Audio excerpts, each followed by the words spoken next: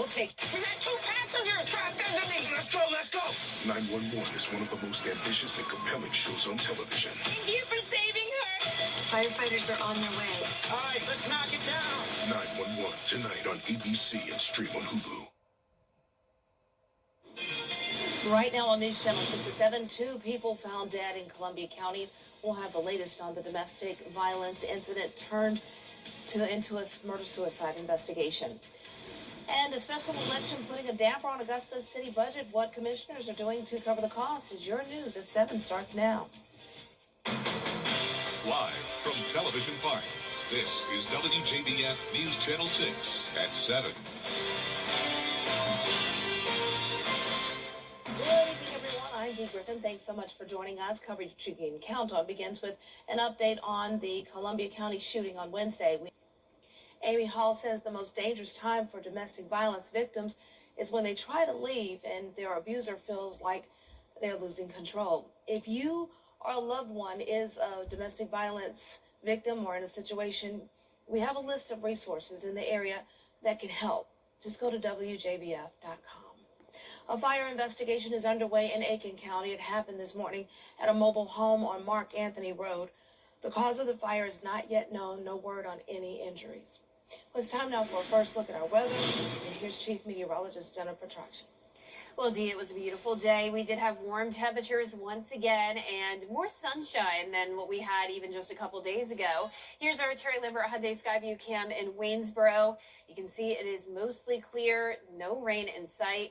We started out at 54 degrees, and then we were a whole 10 degrees above average this afternoon, made it to 85 in Augusta. Here's our satellite and radar, just a few clouds here and there, but most of us clear, no chance of rain for the rest of tonight. Our relative humidity is just too low to see rainfall, so down to 38% in Augusta. Current temperatures are ranging from the upper 70s to lower 80s. 80 in Augusta, 79 in Aiken, Avenger at 82. 82 as well in Wrightsville, 80 in Saluda, and 81 in Lincolnton. The warmth all of this week is thanks to that southeast wind, sustained up to 10 miles per hour, wind gusts under 13. And our evening planner showing temperatures staying in the 70s through 10 p.m., then 69 by 11. Our overnight low will be 58 degrees, and we're going to start out our Friday dry, but we could see some scattered showers and storms during the evening hours and maybe even late afternoon. And I'll time that out on your futurecast coming up. But back to you, Dee. All right, thank you. The second round of the Augusta National Women's Amateur is officially wrapped up. After watching the match, little patrons look forward to one thing when the golfers get done, that is getting an autograph. And they run around with yellow flags, lots of autograph signs on them. Some may have 10, but regardless of how many signatures they have, the experience is what matters most. I think it's really cool that we get to talk to everybody and get to meet everybody. Sharing this sport with my daughter. I mean, I've grown up playing golf and really enjoyed it growing up, and had a great time with my dad playing. So it's just been an awesome experience, and to be able to share that with her is pretty amazing. And we'll have more highlights from round 2 tonight on WJBF at 11. And it's at Champions Retrieve Golf Club.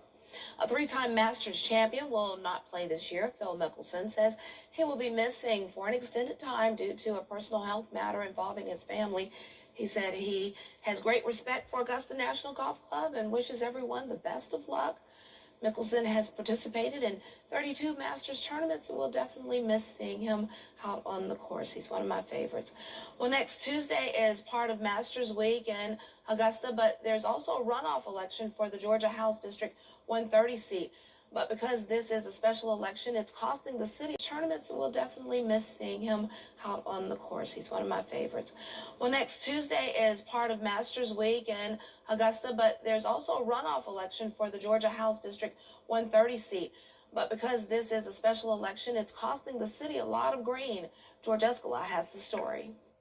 It was slow going on the last day of early voting for the House District 130 runoff.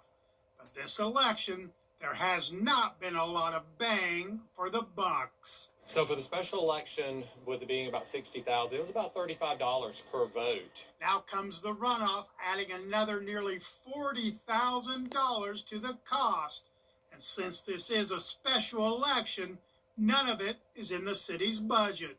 So DAS had to go before commissioners to request more funding. In a tough financial year, it's hard to ask for money out of contingency because it does seem to be the commission is having to go into contingency many times. The city does budget for unexpected expenses, starting the year with $1.2 million in contingency. Now we have to deduct this amount as well as some other deductions that we're currently processing in the system now.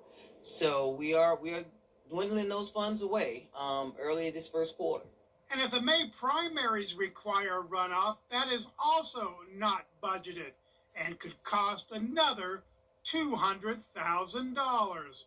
This has the administrator saying, in a perfect world, she would like to have more in the contingency fund. I'd rather have at least $2 million in contingency at the beginning of the year, but unfortunately, we just were able to have the 1.2. Election officials will be keeping an eye adding up the votes as the city keeps an eye on the contingency fund going down. In Augusta, George Escala, WJBF, News Channel 6. Georgia lawmakers are down to the wire. Today is sign day, the final day of the 2026 legislative session. Midnight to balance the state budget. So far, lawmakers have approved funding for new literacy coaches, a cell phone ban in high schools, and a gradual state income tax cut. Only bills that cleared crossover day can still pass, but with nearly 100 measures still in play, not all of them will make it to the finish line. Well, again, signing down is the last day to get everything through, so it's going to be a lot of things that come up. The most particular and the most important thing for us as legislators, only required obligation by law is to pass the budget, a balanced budget. So that comes over from the Senate. Well, right now it's in conference committee. That has been done. I think they've worked out some of the kinks in that. Once lawmakers adjourn, Governor Brian Kemp will have 40 days to sign or veto the bills that make it through. And because this is the second year of a 2-year session, any bill that fails tonight will have to start from scratch in 2027.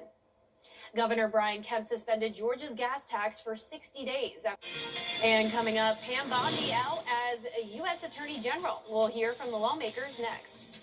Hello, I'm Adrienne Wofford with the past 3. We'll have a dry start to our Friday with some patchy fog possible, and then once we get into the afternoon and evening hours, that's when we'll be tracking some showers and storms. The rain will become very likely by Easter Sunday, but I have great news for all of Masters Week. I'll have a look at the next 10 days when we return.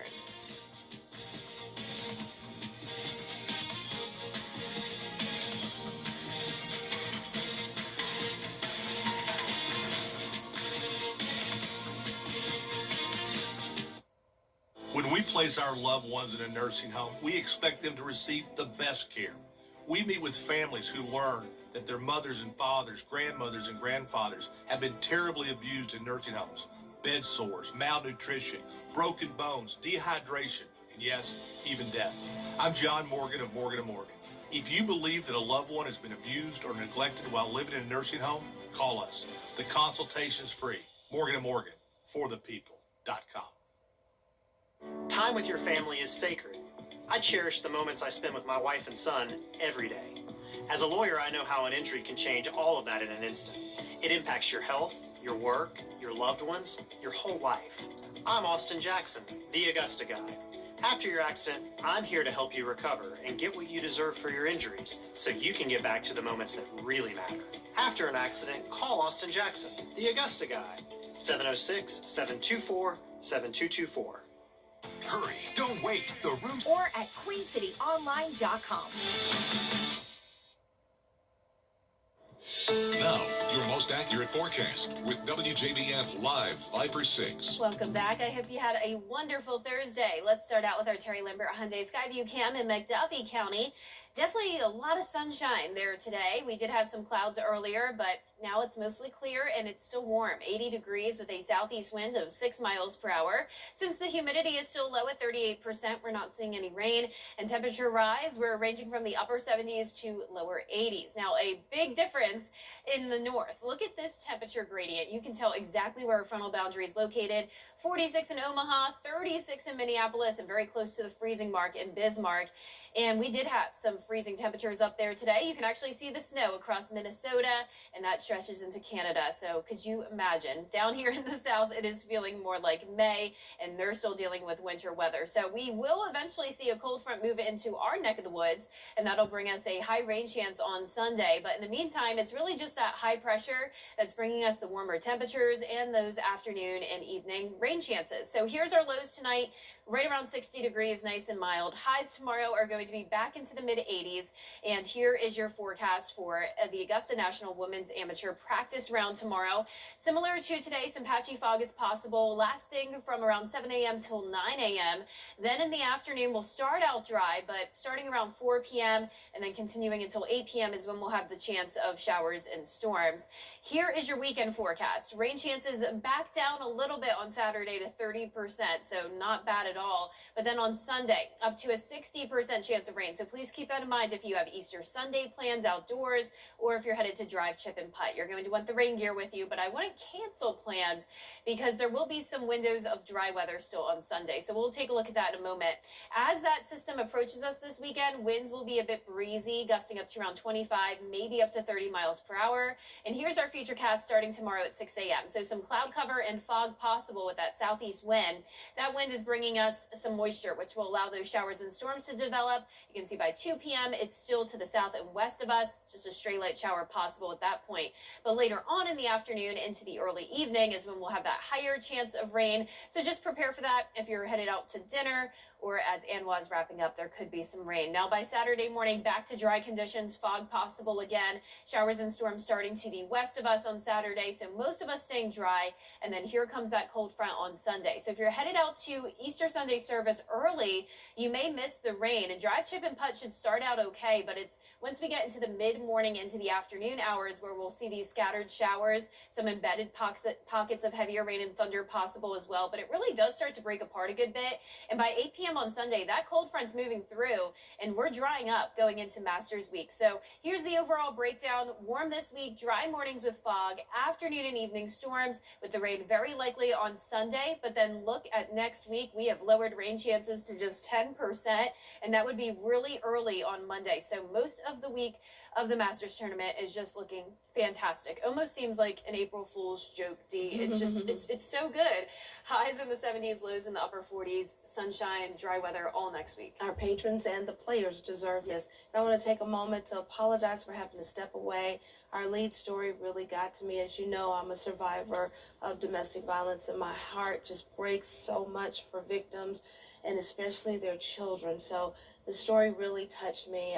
I've been 14, 15 years removed from my situation, but it still affects me because my heart breaks for so many people out there who are living in a domestic violence situation. I know my voice is raspy from being ill due to allergies, but hear me out. If you are in a domestic violence situation, there is help. Call Safe Homes of Augusta. Please call Safe Homes of Augusta. Call police. Call 911. There's help out there. You don't have to suffer alone. You don't deserve to suffer alone. Nobody deserves to be a victim of any kind, especially domestic violence. Please pray for the Scott's 3 children. I'm grateful that God brought me out of my situation to be here for my son. It hasn't been easy over these years. It has not been easy for me and my boy. But I'm grateful to God. I'm grateful to my family. I'm grateful to all my friends. And thank you to everybody who saw how this affected me. And you messaged me. Krista, thank you. Cheryl Evans-Jones, thank you. Rachel, thank you. I really appreciate it.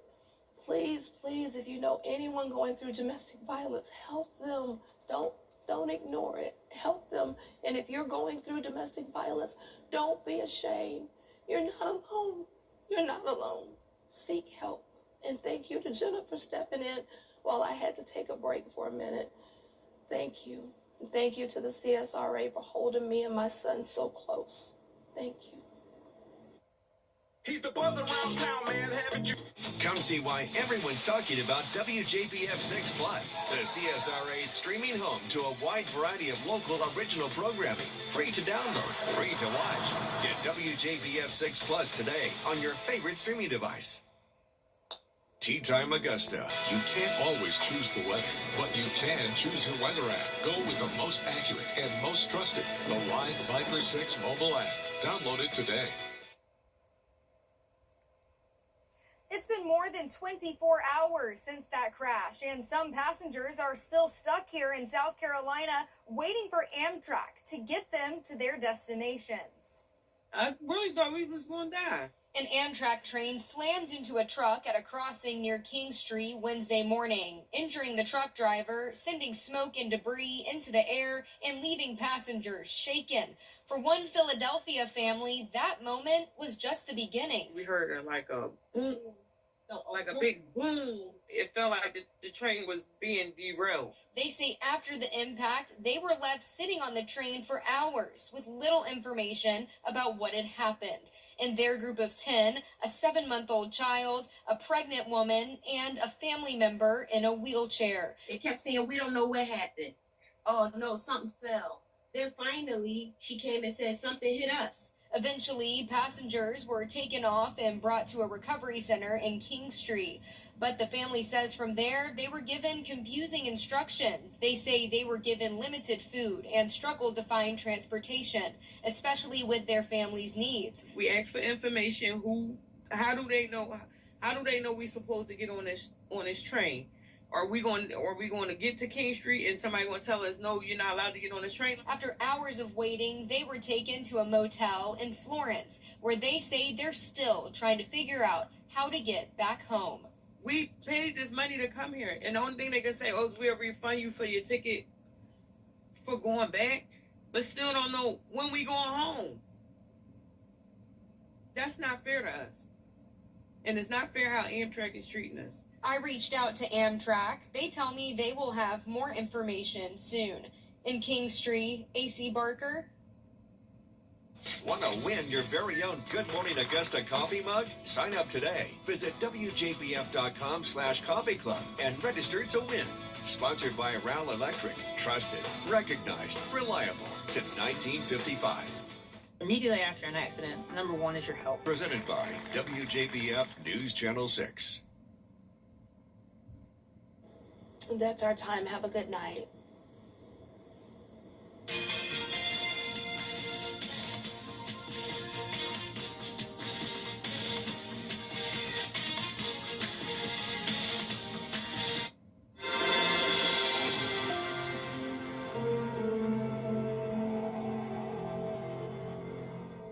I love our new tagline for George Sink Injury Lawyers. Get the GOAT. Well, technically, you can't say you're the greatest of all time. GOAT is for George's outstanding attorney team, not greatest of all time. Get the GOAT! Yes! Get the GOAT on your side and call all nines. We was riding down the highway. The logging truck turned. The logs came through, hit me in the head, and hit my daughter-in-law in the face. I had saw Austin's commercial on TV. I looked his number up on the internet, and he got right back to me. He treats you like family. He makes sure that you know what's going on from the beginning to the end. He sticks by you. You could just focus on your health and getting better. He is an awesome lawyer and a wonderful friend. From the beginning. What's with all the goats? GOAT. George's outstanding attorney team? Have you been injured in a car crash? Call George Sink Injury Lawyers and get the GOAT on your side. Hurt? Call all nines now.